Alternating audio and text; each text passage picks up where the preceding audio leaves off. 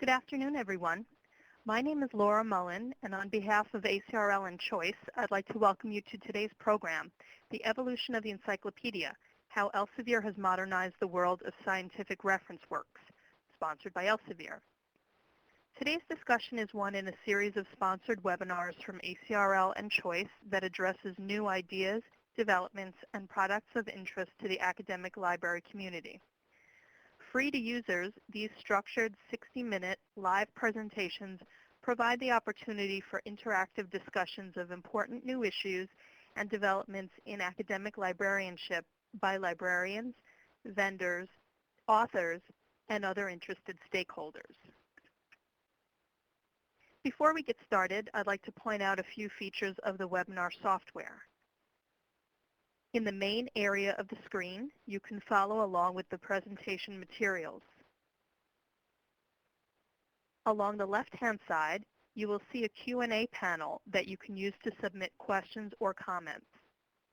We will spend some time responding to your questions during the program, so please do feel free to submit these throughout. And finally, please note that today's program will be recorded and all registrants will receive follow-up instructions on how to access the archived version. Our featured speakers today are Brian Davies and Becky Pease from Elsevier. Brian Davies is Senior Manager, Products for Elsevier and is responsible for product development and management for online book products for Elsevier's Science and Technology Books Division. Brian is based in Oxford, UK, and has been with Elsevier for 13 years and led Elsevier's first big project to digitize and make Elsevier's books available online, a program that has been highly successful and has allowed the company to offer almost all of its book content online via ScienceDirect and third-party platforms. He is a highly experienced and innovative product team based in the USA and UK who work closely with customers and colleagues globally. Brian has a BEng in systems engineering, which he earned while serving as an engineering officer in the Royal Navy, and is also studying for a BA in politics, philosophy, and economics with the Open University. Brian is married with 2 boys, both studying graduate courses in England. Becky Pease is Senior Marketing Channel Manager for ScienceDirect at Elsevier and is responsible for ebook marketing on ScienceDirect and head of Elsevier's Reference Module publishing program for Elsevier Science and Technology Book Division. Becky is based in Waltham, Massachusetts, and has been with Elsevier for 9 years. She has held various product marketing positions within the books division. Her team is responsible for marketing and driving usage and retention for ebooks on ScienceDirect. Becky has a master's in management from Fitchburg State University. She's married with 2 girls who are 7 and 11 and keep her very busy when she's not at work. And now I'd like to turn things over to Brian. Thank you, Laura. So I'd like to start by saying thank you for taking the time to join us today for the ACRL Choice webinar. And it's really exciting for me to see so many participants that have joined. So thank you for that. So as Laura said, my name's Brian Davis. I'm responsible for product management for science and technology books at Elsevier, and I'm based in Oxford in the UK. And I'm joined today by my colleague Becky Pease, who's, as you know, Senior Marketing Manager for Science and Technology Books. And Becky's based in Waltham in Massachusetts, just outside of Boston. So Becky and I will be talking to you about the future of the encyclopedia. And we were talking to you about how Elsevier sees the future based on what our customers have told us, and how we are taking those ideas forward in the form of one of our new products which we'll be talking about, which is called Reference Modules. I'll start by giving you a short presentation which will last for about 15 or 20 minutes, and Becky will follow with a short demo of Reference Modules, and this will take about 15 minutes as well. So we welcome your questions throughout the presentation, We'll do our best at the end of the presentation to answer those questions, but if we don't get through all of them, or we can't find the information to answer those straight away, we will be working to get back to you after the presentation to give you those answers. So I'll just go to what we're going to cover. So first of all, I'm going to talk about reference content and why it's important. The changing reference content landscape, understanding the needs of the reference user, and then talking about reference modules, specifically about how we've developed the product to improve the user experience, how that involves a new publishing model, and I'll show you some of the key features. Then Becky's going to run through a demo of the product, a live demo for you, to show you those features in a little bit more detail. And at the end, as I said, we'll have time for to answer some of your questions if you can submit them to us. So before we get started, I'd like to ask a question of you. So good to understand, do you currently purchase reference content? So yes or no answer, if you could fill in the piece at the bottom of the screen there. Okay, that's great, thank you.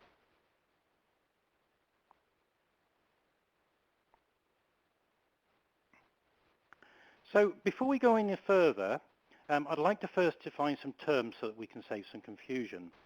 So the title of the presentation is about the future of the encyclopedia.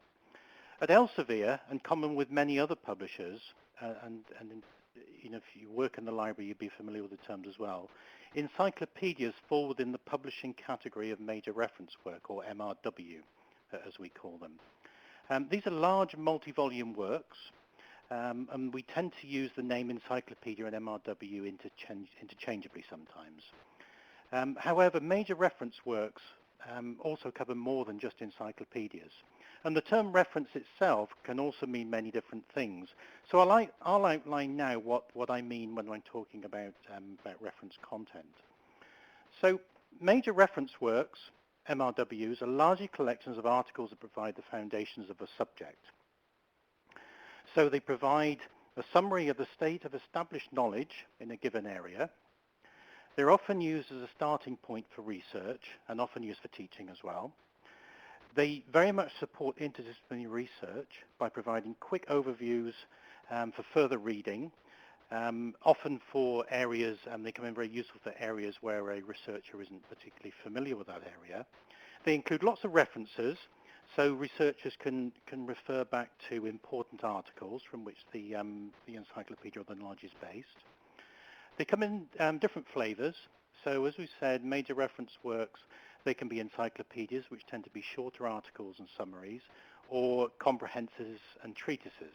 And these tend to be longer articles, often review articles, which give a much broader overview of a subject. And these major reference works and encyclopedias, they're significant publishing undertakings and can take many years sometimes to develop and bring to market. But the landscape for encyclopedias, major reference works and reference in general, is changing, especially as user needs change.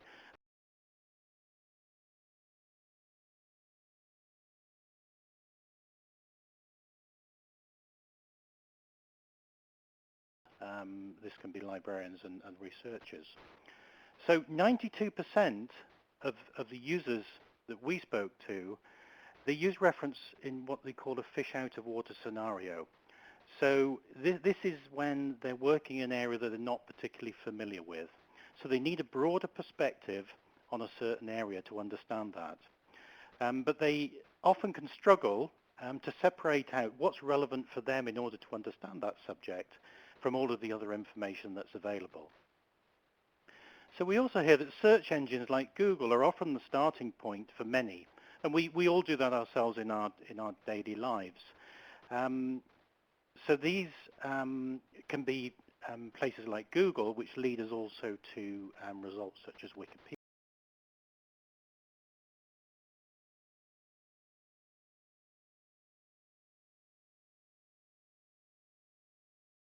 Also fully understand, the users, that there are limitations with the results you get from these sources. And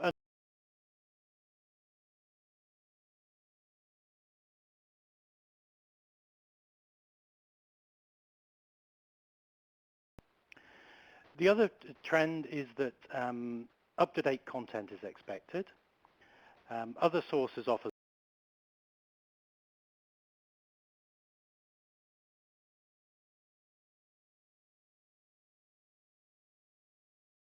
looking at book content, whether the content is up to date or not. So up-to-date content came through as important. Users tend to be more demanding, with users now using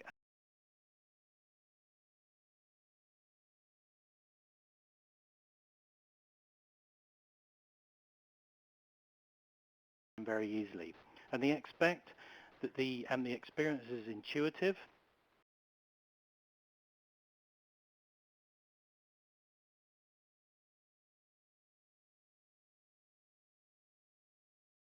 These changes in many cases. But what we hear consistently is that there's a need for authoritative, trustworthy content. Quality content is still important, and quality content that can be cited remains extremely important in the research workflow. So again, free resources that many users say they use are Google, so fast and easy to use. Wide range of resources, but it's actually it's working through that to find what's relevant for you and what's quality. And Wikipedia often gives a very quick understanding of a subject, frequently updated, but very clearly when we talk to researchers and users that they wouldn't rely on it, and they certainly can't cite information within Wikipedia. So as well as the users, the needs of the librarians are changing too. So here are some of the common themes we hear when we talk to our librarian customers. Librarians' budgets are continually under pressure, and you'll all be very familiar with that. And what we hear as well is when budgets are squeezed, books are often the first things that get dropped. With major reference works or likes of Encyclopedia, they're often seen as expensive one-off purchases, and sometimes not delivering value if you were to compare them with other sources of content that they could buy from within their budgets. Also, with the expense of major reference works, they often seen as not offering pricing flexibility for many customers. But what we're also seeing is that sometimes librarians' criteria are changing, so ownership models are becoming less important. So if we look at the purchase models for the librarians, what some are saying now is that the need to own is not so important anymore, especially if a model can be offered where the same content or more content is available for less money. So some of those trends are changing. But again, as with the users, what we consistently hear is that the librarians fully understand the value that major reference works offer, and they see that value demonstrated through the usage of that content. And just one final thing is that although the changes happening in the landscape and in this market, the changes are happening at different speeds. So some customers need different kinds of products, and some customers still provide or now have demand for print type products. And sometimes that's because they just want the print, or it's to supplement the online offering that they have as well. So all customers have different needs. So another question for you. So how do you purchase your reference content if you're involved with the purchasing of that? So do you buy it in perpetuity? So is it a one-off purchase, or do you subscribe to that content?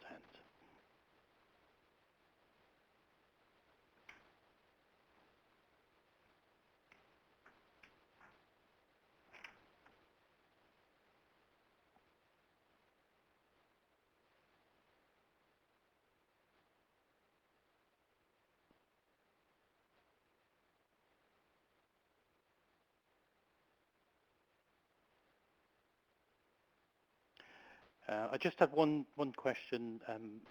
One of the participants has said they use both. If it's possible, just to state which one you use the most of, if it's not possible. Sorry, if you purchase by both methods.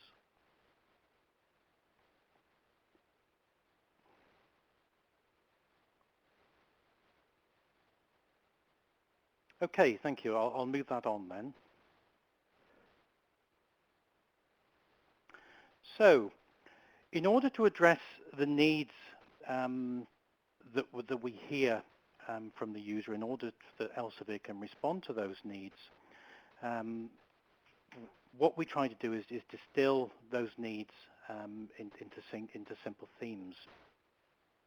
So what we consistently hear from the users is trustworthy is the first one. So the content needs to be trustworthy, peer-reviewed, and something that can be cited. Also, it needs to be current. Article needs to represent the latest established knowledge. People don't want to be searching around to find out if this topic or this statement article is up to date. It also needs to be discoverable.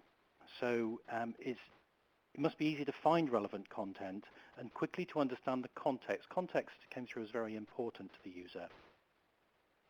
So reference content can be very hard to find sometimes, especially if you don't know what you're looking for. And many users may not know what kind of foundational content, where it can be found, so where they can find the foundational content. So they may go to Wikipedia, and that gives you a foundational content, but they may not know that they can find foundational content in encyclopedias. And in an encyclopedia, they may not know that that's a more reliable source than Wikipedia or other sources. So making that discoverable is very important. And the fourth one that comes through very strongly is that it needs to be integrated with other content. So content needs to link to related journal articles particularly, and to ebook chapters to create a more integrated user experience. So this allows for reference content to fit more efficiently and effectively into a user's workflow. It saves them time. They don't want to be working between different content sources to get the answers that they need. So in order to address these needs, Elsevier has introduced a new product that we've called Reference Modules. So Reference Modules is a source of trustworthy content that's been broken away from the traditional constraints of a print book wrapper to create more value for the user. So Reference Modules combines thousands of related reference work articles into one evolutionary source of trustworthy reference information with content arranged around a comprehensive hierarchy. So it's making it easy to navigate the content and easy to structure how that content's put together. It's continuously reviewed by respected editorial boards to ensure that the articles reflect the key developments in the field and reflect the latest view of the established knowledge. So it's a living product rather than the static product that we're used to in terms of the encyclopedias. Encyclopedias, I said it can take a lot of time to bring to market. Typically, they take 3 to 4 years to produce. So at the end of that time, some of the articles are out of date, and they tend to have a lifetime it can be 8 to 10 years sometimes. So certainly by the time you've got to the end of the 8 to 10 years, many of the articles are out of date. So what we've done, we've launched first 3 products, the reference module products. So the first 3 are chemistry, chemical engineering and molecular sciences, earth systems and environmental sciences, and just this week we've launched the 3rd one, which is biomedical research. And that was launched on Monday this week, so we've been having a little office party to celebrate that. And we've got approval to develop a further 4. There'll be the first 2 will be deployed next year, and in 2016 the remaining 2 will be developed, and we'll be keeping our eye on where we need also develop further ones in the future.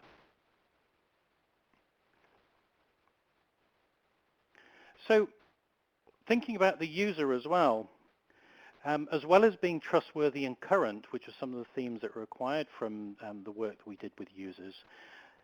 Reference modules offer extremely comprehensive view in their subjects. So they're squarely addressing the needs of the interdisciplinary researcher.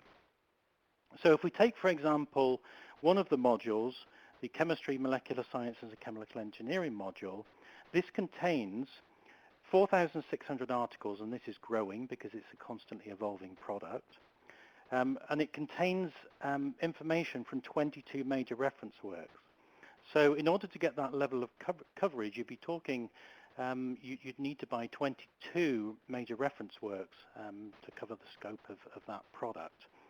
So it really is very, very comprehensive. It covers, also includes 50,000 images, and as I said, is continually updated. So what this means is the interdisciplinary researcher can quickly build an understanding of a certain area of chemistry. So they have a single source of trustworthy, current and comprehensive content that they can work from. So also, reference modules isn't just about a new product, it's about a new way of publishing content. So each of the modules has a editorial board, and these are pulled from leading experts within the field. But unlike a traditional book, the editorial board is permanent, so like a journal. They work with us initially developing the reference module, then they continue to steer us and ensure that the module is meeting the needs of the users within that field. As we update and expand the reference modules, we're also looking to add editors and contributors from other fields and also especially other parts of the globe.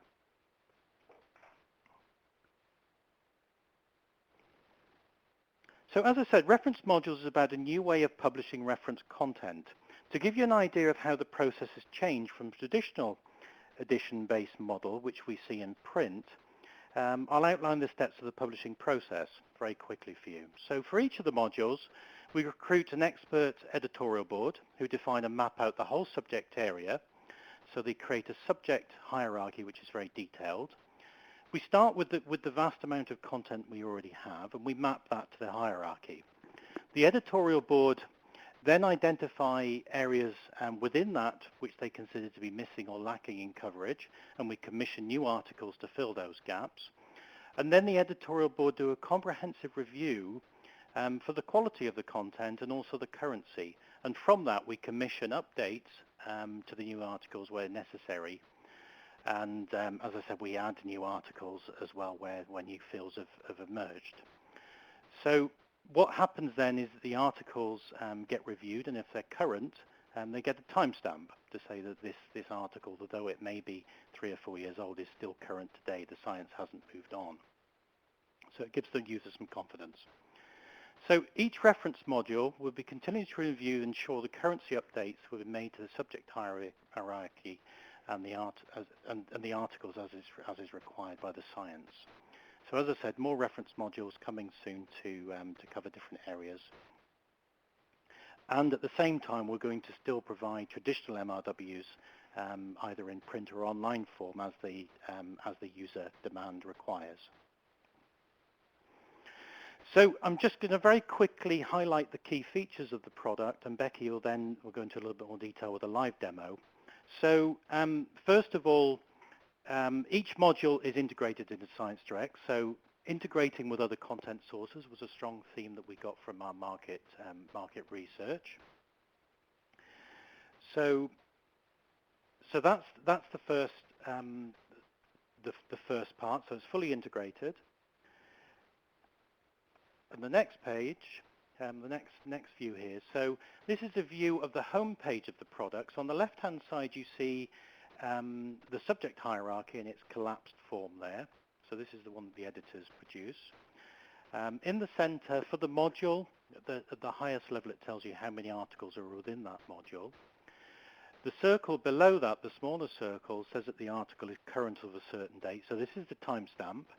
So the timestamp can either be when the article is new, they put a timestamp on it, or if the article is updated, unchanged, but it's if it's unchanged but deemed to be current, they'll put a timestamp on it, or if it's been updated, there'll be a timestamp on it. So you can always be sure that the article is current. And in the top right-hand corner, in order to be more specific in terms of your results, you can search within the module rather than ScienceDirect as a whole. And for those that are not familiar with ScienceDirect, ScienceDirect is Elsevier's leading content platform, which contains all of our journal and book content in that single platform. So just looking at the next view, on the left-hand side, the subject hierarchy has been expanded out here. So it allows you to navigate up and down through that hierarchy. And again, it shows you how many articles relating to that term and clusters those under that term, in this case, geology. So moving to the next slide. So this shows you an article which has been updated. So it says that it's an article, it's an updated article and what it's been updated from. And then the right-hand side, it's got the change history. So you can work back to see what the changes were from within that article.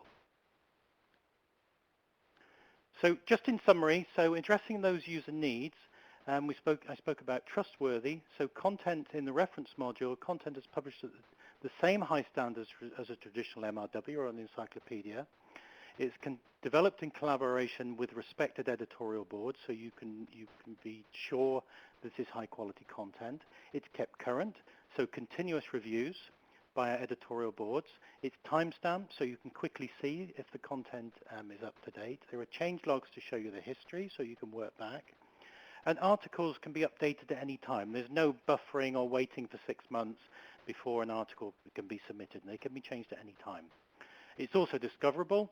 We offer free pages to make it more discoverable from the web.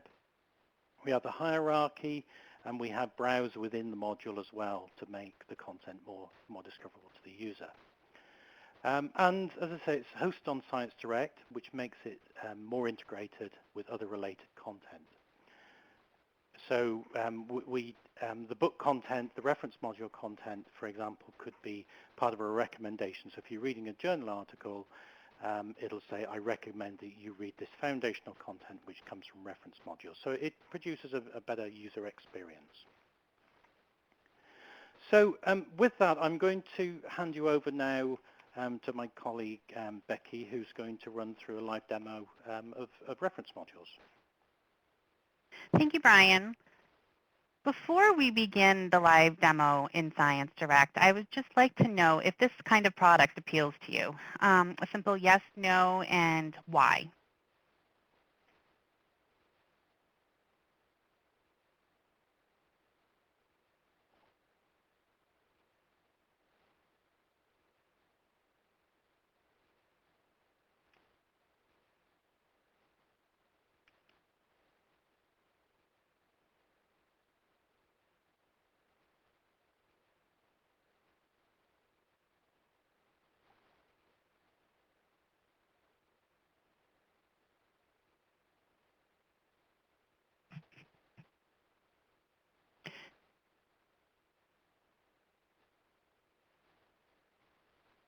Great, thank you so much. I'm going to switch over now to the ScienceDirect platform.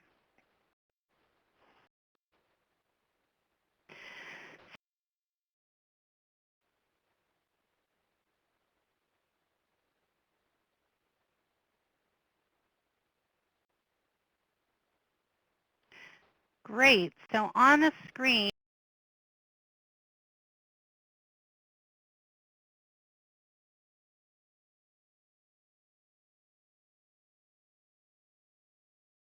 biomedical sciences. So he's going to type it in the box right there. Yep, this journal and book.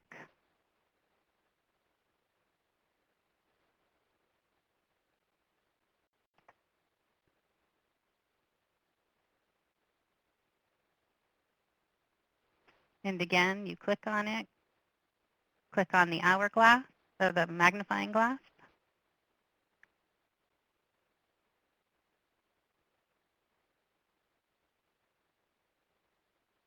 And here we go.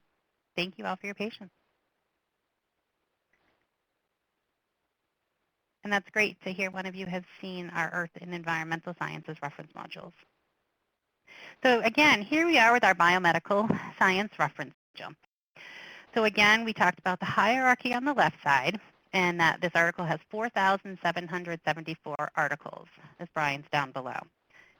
So this is a good look at our entry page. As Brian can scroll down, under this general information page, if he clicks on editor biographies, which everyone should be able to do on the left-hand side,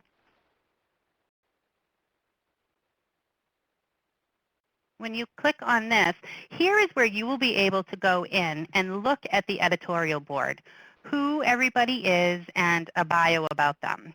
So Michael Kaplan is from Yale University. He's our senior editor. But as Brian also scrolls down, you'll just see many of the different people. You can see the institutions that they belong to, and just a little bit about them. So this is just another great resource. So you can see that we have brought on experts in the field and showcase the work that they've done and every other exciting bits and pieces about the reference modules.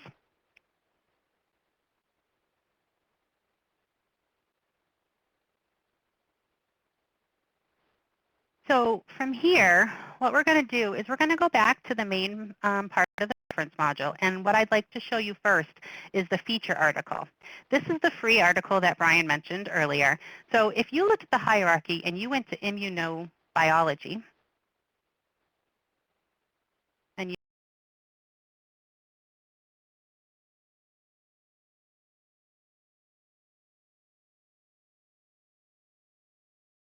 going to see the logo up at the top.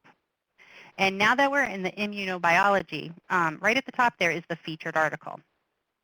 So this, like I've said, you could all actually go in today to ScienceDirect, click on this link yourself, and be able to read the feature article, because we wanted to make it discoverable on the web and for people to find these modules. We have, all of the editors who run the subject experts will write these articles and put them here. They're fully, everything on ScienceDirect as well as part of the reference modules are DRM free. So we do want to ensure that you can export these as a PDF. You can export them to be viewed on any of your tablets as an EPUB as well. It also does have the capability for other citing references like Mendeley. You could export to there. So down below, you'll also see that in immunobiology, there's 100 reference articles that are related to this subject matter. So it takes it down from that main top level of the 4,774. And now we're getting closer to what you want to search on and the information that matters most to you. The next thing that I would like just to review with you is the timestamp. So if Brian goes to toxicology this time, from the hierarchy on the left-hand side, third up from the bottom, and you just kind of, if you click on that, just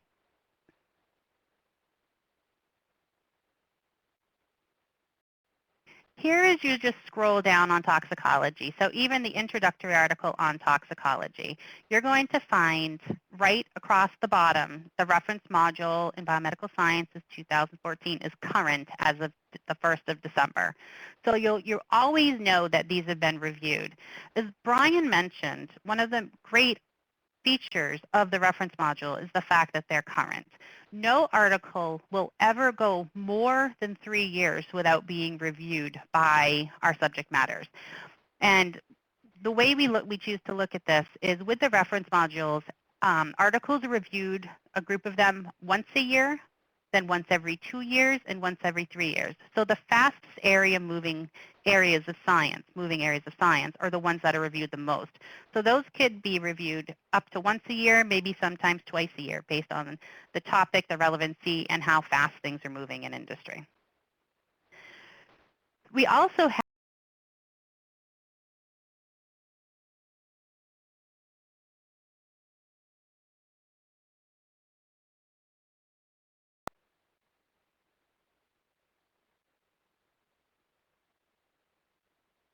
And here we're just going to quickly show you so we're in neurobiology, but I want to look at research on the common headache. So Brian now will go into the box at the top and just type in common headache.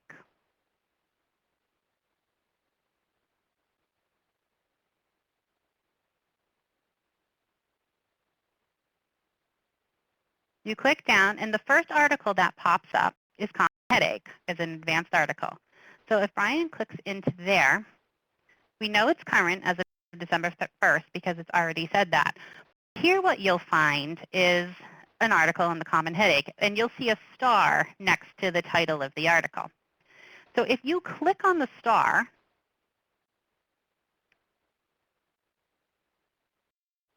here up pops a footnote. So this provides the change history. So you'll know what was changed about this. What we do when our subject matter experts on the editorial board will go back to the original author first to give them first pass at updating the article that they originally wrote for the article that appeared in the Comprehensive Pharmacology Reference in 2007. So in July of 2014, the authors, N.S. Norton and F.J. Dowd, updated several of the newer drugs and added to the discussion. So they went in, they replaced things, they expanded things. All old links were removed, except for 2 website links, which were still active and working. What is great about this is at the bottom, you'll see update of, and you'll be able to go in to the, you see a PDF there under XPharm, the Comprehensive Pharmacology. So like, as I mentioned, that was the original article from this major reference work from 2007. We will always put the old article here. So if any of the research that you have done or any of your colleagues have done and you happen to cite something from this article, you'll always be able to know that it's here. You'll be able to download it and go back to the original content.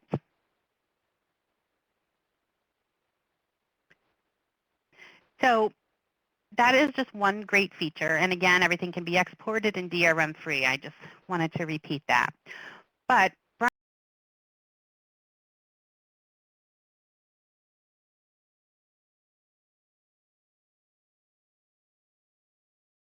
you'll also find other articles in the reference that are tied to the biomedical sciences reference module.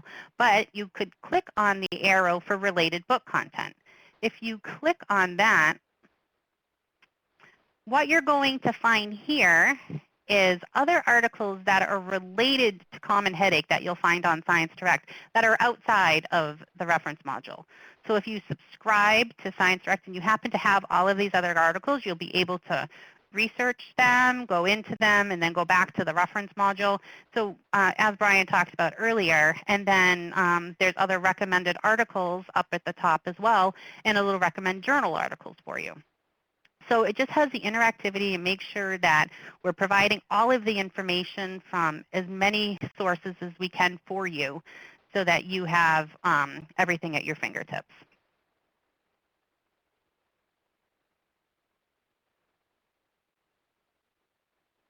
Just for those who just need the quick refresher, up at the top, you'll see download a PDF. That's where you could click to download the PDF. More options, if you clicked on the down area up at the top, is where this is where you can download the EPUB file or the Mobi Pocket file, depending on what kind of tablet or reader that you have.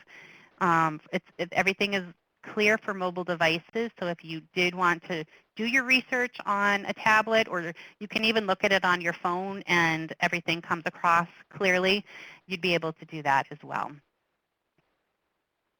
What I also just want to point out is over on the right-hand side, in that first part of the box where reference articles on diseases and dysfunction of the nervous system, you'll see there's an article called Pain or Trigeminal Neuralgia.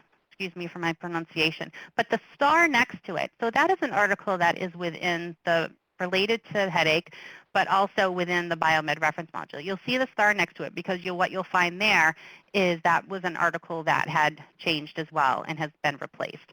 So that's just kind of a trigger signal for you that if you are just scrolling down a list of articles just to see what's made up under the hierarchy, you'll always know if it is a replaced article because it will have a star next to it.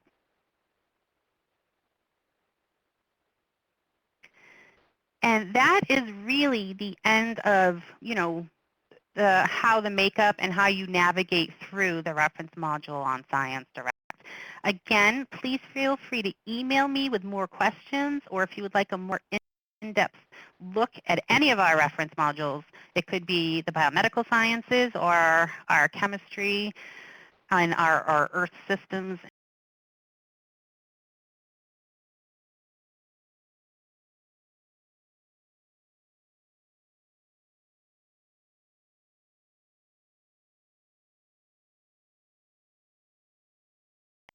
And please feel free to ask any questions at this point.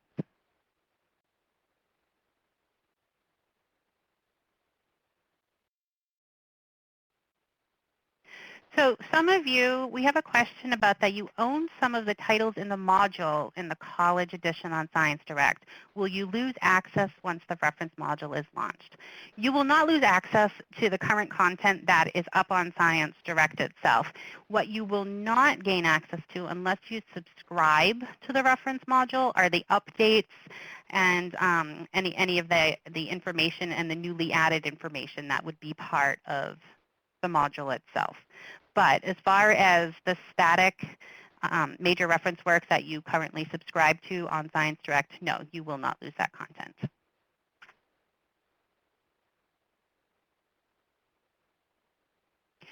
Another person asked, how much of the newly commissioned non-existing content is there from Elsevier books? If you would like to send me your email address, unless Brian has a more clear answer for this one, I can get back to you on what the percentage of that is. They tend to vary by module. I know I can't break it down between new and updated, but I know for the I think it's the biomedical, it's something like 80% has either been replaced or is updated. But it does vary depending on the module.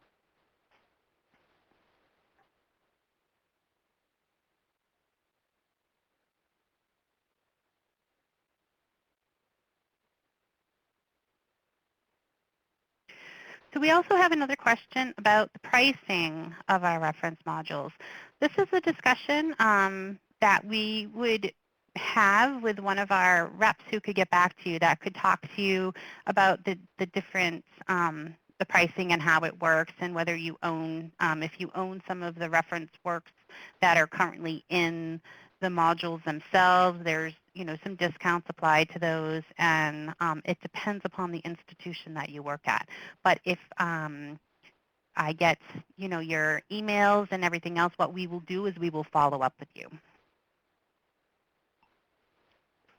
There's a question here about the college edition on ScienceDirect as well, so thank you for that question.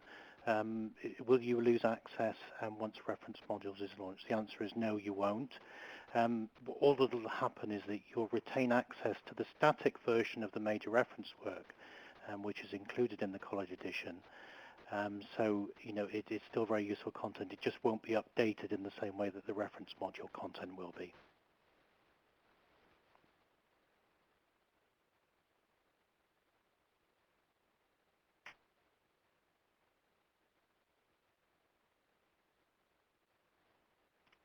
There's a question here about somebody would like to consider a trial. Yes, Becky, please contact myself or Becky.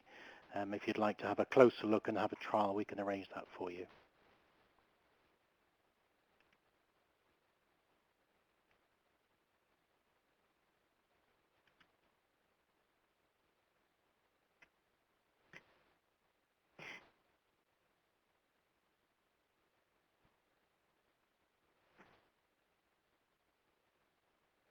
Great. That looks like it's about it for the questions. And if there happens to be anything that we missed, as Brian mentioned at the start of the program, we will get back to you and answer those questions to you directly.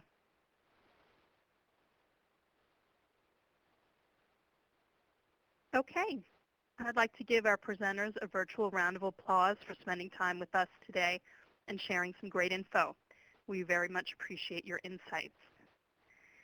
Just a reminder, we have recorded today's program, so be on the lookout for a follow-up email from ACRL and Choice that will include instructions on how to access the archive version.